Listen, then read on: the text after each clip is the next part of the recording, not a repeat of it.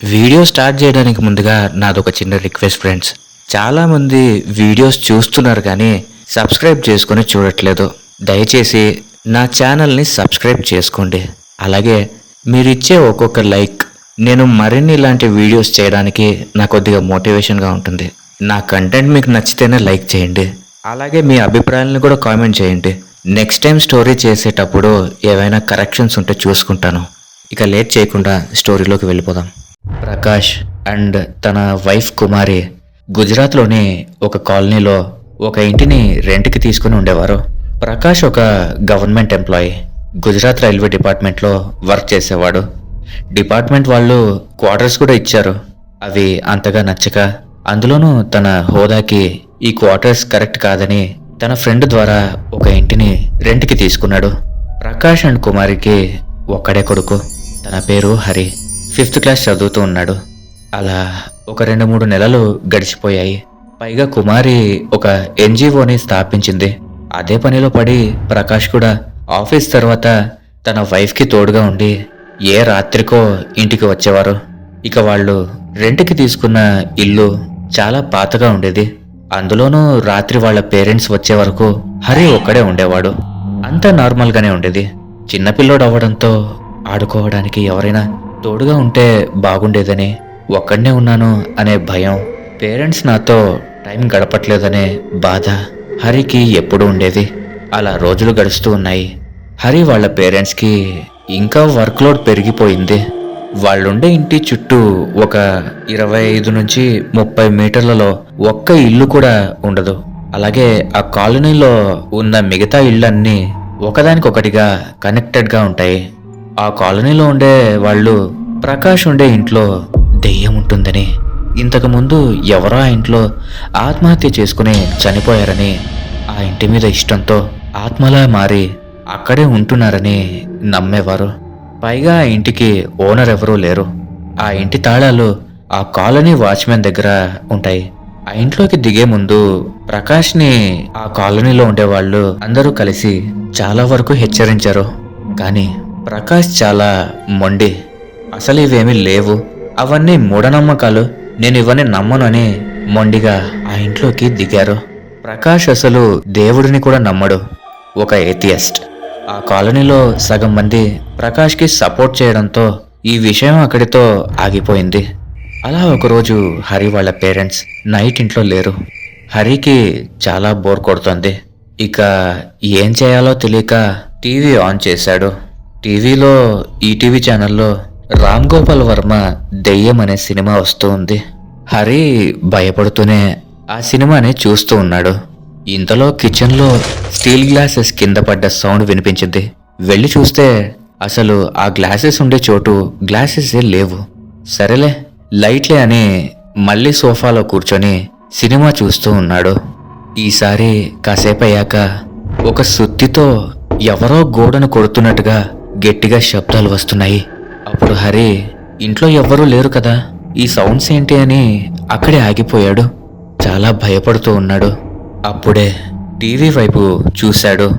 ఒక్కసారిగా టీవీలో కనిపించిన సీన్కి ఇక్కడ హరి ప్యాంటు తడిసిపోయింది. ఆ టీవీ స్క్రీన్లో ఒక దెయ్యం హరి వైపే చూస్తూ గట్టిగా అరుస్తూ ఉంది. ఇంతలో కాలింగ్ బెల్ మోగింది. తన పేరెంట్సే వచ్చారేమో అనుకుని చాలా హ్యాపీగా, కొంత రిలీఫ్తో డోర్ తీయడానికి పరిగెత్తుకుంటూ వెళ్ళి డోర్ ఓపెన్ చేశాడు హరి. కానీ అక్కడ హరి వాళ్ళ పేరెంట్స్ లేరు. ఎవరో ఒక చిన్న బాబు, ఇంచుమించు హరి ఏజే ఉంటాడు. హరికి ఎదురుగా నిలబడి సైలెంట్గా తల కిందికి దించుకుని ఉన్నాడు. అప్పుడు హరి ఆ బాబు భుజంపై చెయ్యి వేసి, ఎవరు నువ్వు, నీకేం కావాలి అని అడిగాడు. అప్పుడు ఆ అబ్బాయి హరితో ఇలా అన్నాడు, నేను మీ వెనక సైడ్ ఇంట్లో ఉంటాను. నిన్ను కొన్ని రోజులుగా చూస్తూ ఉన్నాను. నాకు నీతో కలిసి ఆడుకోవాలని ఉంది అని అన్నాడు. హరికి తెలిసి తన వెనకింట్లో చిన్నపిల్లలు ఎవరూ లేరు. ఒకవేళ అటువైపుగా ఉన్న వెనకింట్లో వాళ్ళ అబ్బాయి అయ్యుంటాడులే అనుకుని తనని లోపలికి రమ్మన్నాడు. ఇక హరి టీవీ ఆఫ్ చేసి ఆ బాబుతో ఆడుకుంటూ ఉన్నాడు. ఇంతలో హరి వాళ్ళ పేరెంట్స్ ఇంటికొచ్చేశారు. హరి తనకు పరిచయమైన కొత్త ఫ్రెండ్ని తన పేరెంట్స్కి ఇంట్రడ్యూస్ చేద్దాం అనుకుని ఆ అబ్బాయి వైపు తిరిగేసరికి ఆ బాబు అక్కడ లేడు. మరుసటి రోజు సాయంత్రం 6 అవుతుంది. మళ్ళీ డోర్ బెల్ ఎవరో కొట్టారు. ఇంట్లో కూడా హరి ఒకడే ఉన్నాడు. డోర్ ఓపెన్ చేసి చూస్తే మళ్ళీ ఆ బాబే ఉన్నాడు. అప్పటి నుండి రోజు సాయంత్రం 6 కల్లా హరి వాళ్ళింటికి ఆ బాబు వచ్చేవాడు. హరికి ఏవేవో వింత వింత ఆటలు నేర్పేవాడు. అవి ఏంటంటే చేతికి ఉన్న గోర్లతో గోడపై గీరడం, ఒక కత్తితో చేతిని కోసుకోవడం, తాడుని మెడకి చుట్టుకొని లాక్కోవడం లాంటివి.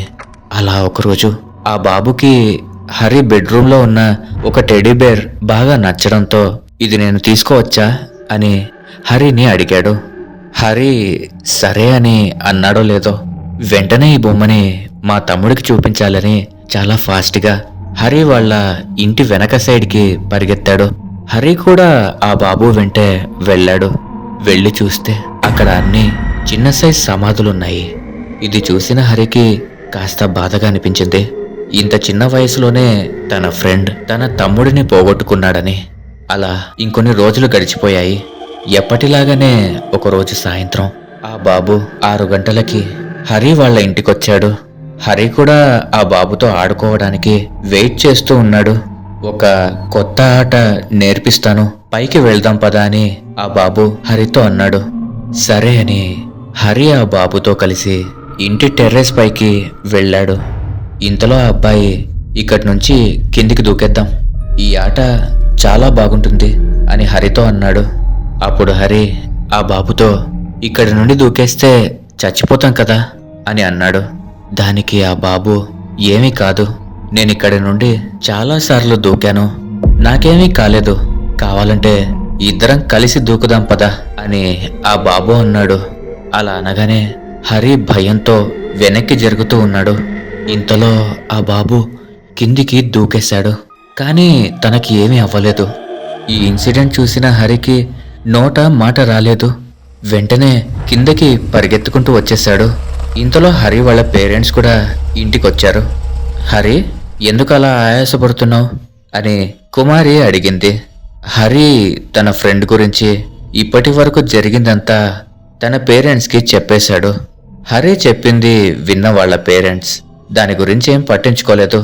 చాలా టైర్డ్ అయిపోయి ఉండడంతో ఏదో సోది చెప్తున్నాడులే అని లైట్ తీసుకున్నారు. ఇక 1 నెల రోజుల తర్వాత ప్రకాష్కి హైదరాబాద్కి ట్రాన్స్ఫర్ అయింది. ఇప్పుడు ప్రెజెంట్ హరి హైదరాబాద్లోని ఒక మంచి ఇంజనీరింగ్ కాలేజ్లో బీటెక్ ఫైనల్ ఇయర్ చదువుతున్నాడు. ఇంతలో తన క్లాస్మేట్ అండ్ బెస్ట్ ఫ్రెండ్ అయిన అవినాష్ నవరాత్రి ఫెస్టివల్ కోసం తన ఇంటికి రావాలని చాలా బ్రతిమలాడటంతో తన ఇంటికి వెళ్ళాడు హరి.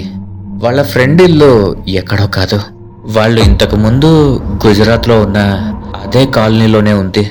ఇప్పుడు ప్రెజెంట్ హరికి తన చిన్నప్పుడు జరిగింది ఏది సరిగ్గా గుర్తులేదు. ఆ కాలనీలో ఆ ఇంటిని చూసిన తర్వాత హరికి ఆ బాబుతో మాట్లాడిన కొన్ని సందర్భాలు గుర్తుకు రావడం స్టార్ట్ అయ్యాయి. ఆ బాబు మాటల్లో ఇది మా ఇల్లే, మేమిది ఖాళీ చేసి ఈ ఇంటి వెనకాల ఉంటున్నాం, ఇలాంటి మాటలన్నీ హరికి మెల్లిమెల్లిగా గుర్తొస్తున్నాయి. హరి తన ఫ్రెండ్ అవినాష్కి తన చిన్నప్పుడు జరిగిందంతా చెప్పాడు. కానీ అవినాష్ ఇదంతా నమ్మలేదు. సరే, నువ్వు నమ్మవు కదా, నేనే వెళ్ళి నీకు చూపిస్తాను అని వాళ్ళు ఇంతకు ముందు రెంట్కి ఉన్న ఆ కాలనీ చివరిలో ఉండే ఇంటికి తీసుకెళ్లాడు. ప్రెజెంట్ ఆ ఇంట్లో ఎవరు ఉండట్లేదు, మొత్తం ఖాళీగానే ఉంది. ఆ ఇంటి వెనకాల ఇంతకు ముందు ఉండే దానికన్నా పెద్ద శ్మశానమే ఏర్పడింది. అక్కడ ఉండే శవాలన్నీ దాదాపు చిన్నపిల్లలవే, అంటే 5 నుంచి 13 సంవత్సరాల వయసు ఉన్నవారివే. అప్పటికి కానీ హరికి బలబెలగలేదు. ఆ బాబు వెనకాల ఉంటున్నామంటే శ్మశానంలోనా? కానీ శ్మశానంలో చిన్న ఇల్లు కూడా లేదు. అంటే హరి చిన్నప్పుడు ఆడుకున్నది ఎవరితో?